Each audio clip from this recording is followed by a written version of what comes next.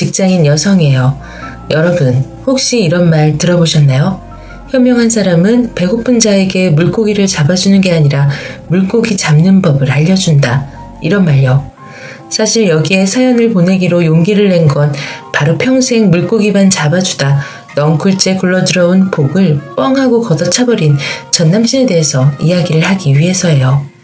일단 저희는 사귄 지 2년이 거의 다 돼가던 차에 결혼 이야기가 나왔고 결국 돈 문제로 헤어지게 되었는데 전남친은 끝까지 저보고 이기적인 여자라고 하더라고요.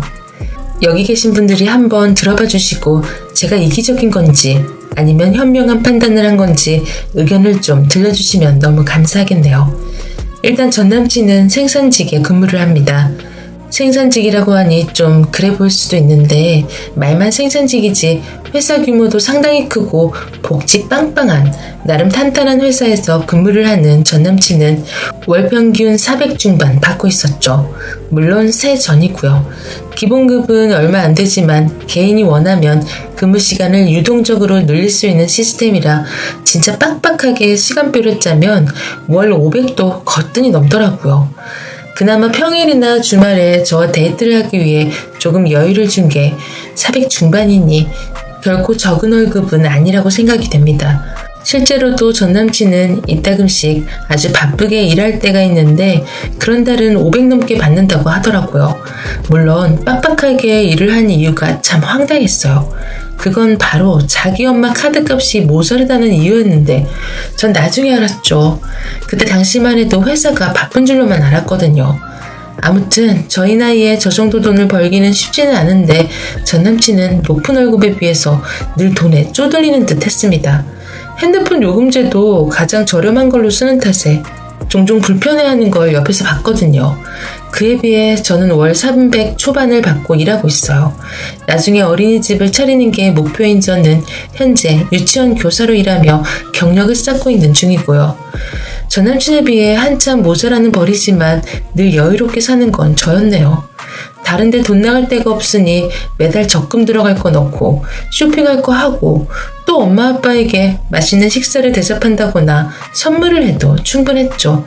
당연히 데이트 비용도 제가 부담할 때가 더 많았고요. 전 남친은 유달리 책임감이 강한 사람이었어요. 헤어진 마당에 그 사람의 좋았던 점을 이야기하는 게 무슨 의미인가 싶긴 하지만 그래도 인정할 건 해야 하지 않겠어요? 특히 시간 약속을 칼같이 지키는 사람이었습니다. 거기다 자기가 한번 내뱉은 말은 어떻게 해서든 주워 담는 성격이었는데 한 번은 주말에 저와 영화를 보기로 약속을 한 적이 있어요. 그런데 그 전날 야간조에 한 명이 무단 결근을 하는 바람에 어쩔 수 없이 밤새 일해야 했던 전 남친은 딱 2시간 자고 저와 한 약속을 지키러 나왔습니다. 하지만 영화 보는 내내 자꾸 졸길래 이유를 물어봤죠. 그랬더니 저런 상황이 있었다고 말을 하길래 전 오빠 진작 말을 하지. 그럼 영화는 다음에 봤을 거 아니냐?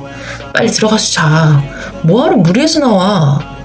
했더니 오빠는 졸린 눈을 부릅뜨며 당연히 약속했으니까 지키러 나왔지. 나 괜찮아. 중간중간 세수하고 오면 충분히 버틸 수 있어. 영화 보고 맛있는 밥 먹으러 가자. 하며 고집을 부리는 거예요. 전 계속해서 그냥 들어가라고 이야기를 했지만 그 고집을 누가 꺾겠어요. 결국 밥 먹고 저희 집까지 데려다주고 돌아갈 정도로 자신이 한 말에 책임을 꼭 지려고 하는 그 성격이 전 절대 나쁘게 보이지 않았죠. 하지만 그 책임감이 저희를 갈라놓을 줄 그 누가 알았겠습니까? 전 남친의 가족은 총 3명이에요. 10수년 전에 이혼하고 혼자 되신 엄마와 3살 많은 누나, 그리고 남동생 이렇게요.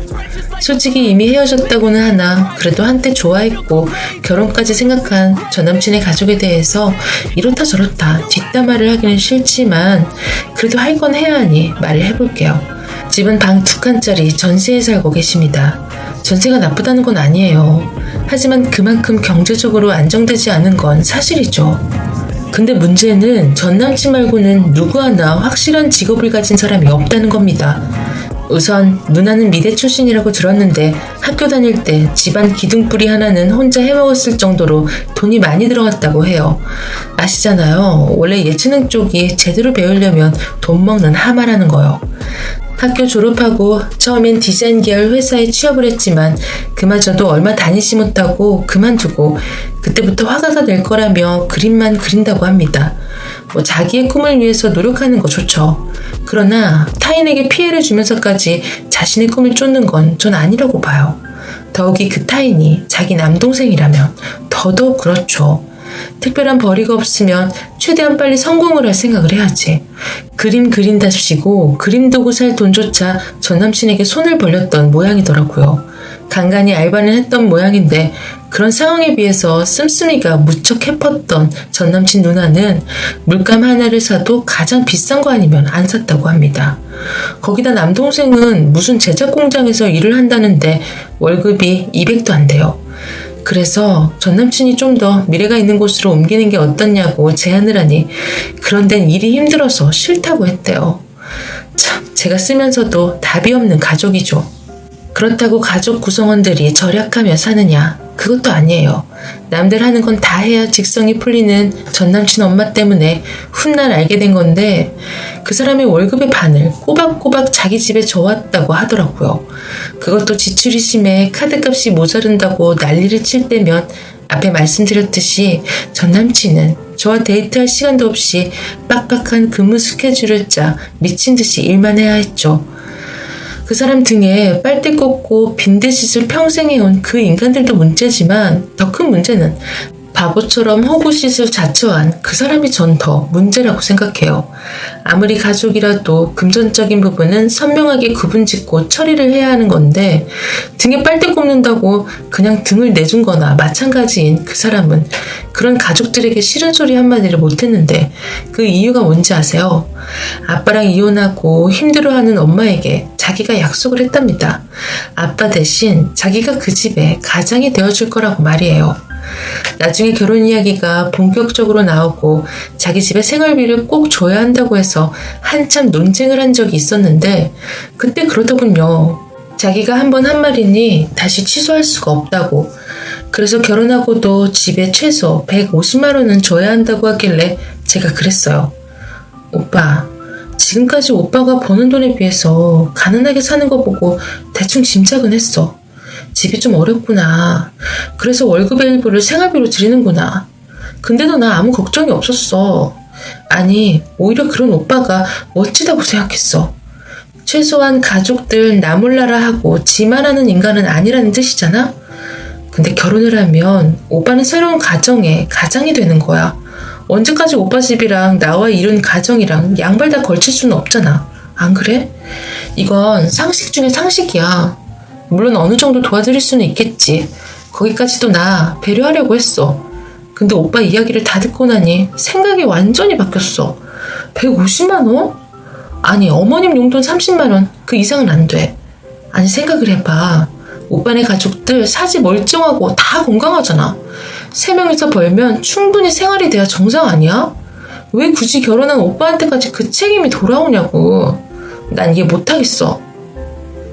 이보다 더 어떻게 잘 말할 수 있을까요? 그런데 오빠 입에서 나온 말은 완전히 의외였어요. 솔직히 말해서 난 뭐가 그렇게 큰 문제인지 모르겠는데 지금 월급에서 150만 원을 드린다는 거 아니야. 내가 더 벌 수 있는 거 너도 잘 알잖아. 사실 150만 원도 내 입장에서 많이 금액을 낮춘 건데 너가 이렇게 나올 줄은 몰랐네. 참, 말로 온 김에 이 말까지 해야겠다. 우리 집에 생활비 지원하는 거 너도 좀 도와주면 좋겠어. 한 50만 원 정도? 그 정도는 가능하잖아. 방금 너도 용돈 이야기 하기도 했고 그럼 합쳐서 한 달에 200이니 아쉬운 대로 난 괜찮을 것 같은데. 이 인간이 지금까지 내 말을 귀가 아니라 다른 곳으로 들었나 싶었어요. 사실 그때까지는 가족을 위해 평생 살아온 전 남친이 조금은 불쌍하게 보이기도 했던 것도 맞아요. 그런데 제 이야기를 듣고도 저딴 식으로 나오는 걸 보니 화가 나기 시작했습니다. 그래서 전 확실하게 쐐기를 박아야겠다 마음먹고 단호하게 말했어요. 뭐 나도 매달 50만 원씩 보태라고? 오빠 정신 차려. 지금까지 내가 말한 거 못 들었어? 나 한 달에 30만 원 이상은 안 된다고 말했는데 지금 무슨 소리라는 거야. 막말로 오빠가 자는 시간 빼고 일만 한다고 치자. 그럼 150만 원 죽어도 지금 월급 정도는 남겠지. 근데 그럴 거면 나랑 결혼하는 의미가 있어? 한 집에 살면서 얼굴 못 보는 날이 태반일 텐데 그냥 차라리 결혼하지 말고 원하는 대로 하면서 살아. 괜히 애 꽂은 사람 끌어들여서 억지 효도시키려고 하지 말고. 그러자 여전히 정신을 못 차린 전 남친은 뭐가 그렇게 억울한 건지 눈에 눈물까지 글썽거리며 다시 한번 호소를 하더군요. 부족한 가족 챙기는 게 그렇게 죽을 죄야? 그럼 내 도움 없으면 다들 손가락 빨고 있을 텐데 나보고 어쩌라고. 너 진짜 그렇게 안 봤는데 참 냉정하다. 이 정도로 이기적인 여자인 줄 몰랐어. 진짜 말이면 다인 줄 아나. 제가 이기적이라는 전 남친에게 전 드디어 폭발을 해버렸네요. 앞에 있던 아이스 아메리카노를 얼굴에 부어버리며 주위 사람들이 쳐다보는 것도 무시한 채 소리를 쳤습니다. 야, 말 조심해. 내가 이기적이라고? 너야말로 너무 이기적인 거 아니니? 결혼이 무슨 애들 장난도 아니고 결혼하고 니네 집에 돈 보내느라 일만 할 게 뻔히 눈에 보이는데 그걸 참고 살라는 게 더 이기적인 거 아니야?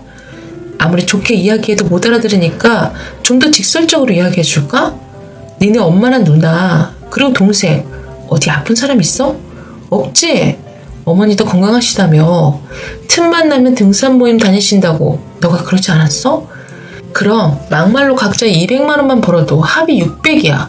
300씩 벌면 900이고 너한테 돈 바라기 전에 자기들 스스로 뭔가 할 생각을 하게 만들어야지. 그렇게 평생 돈 갖다 바치면서 살 거야?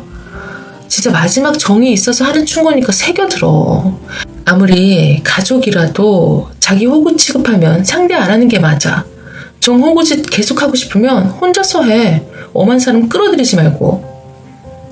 전 그 말을 끝으로 커피숍을 나와버렸고 집으로 와서 한참을 멍하니 바보처럼 울기만 했습니다.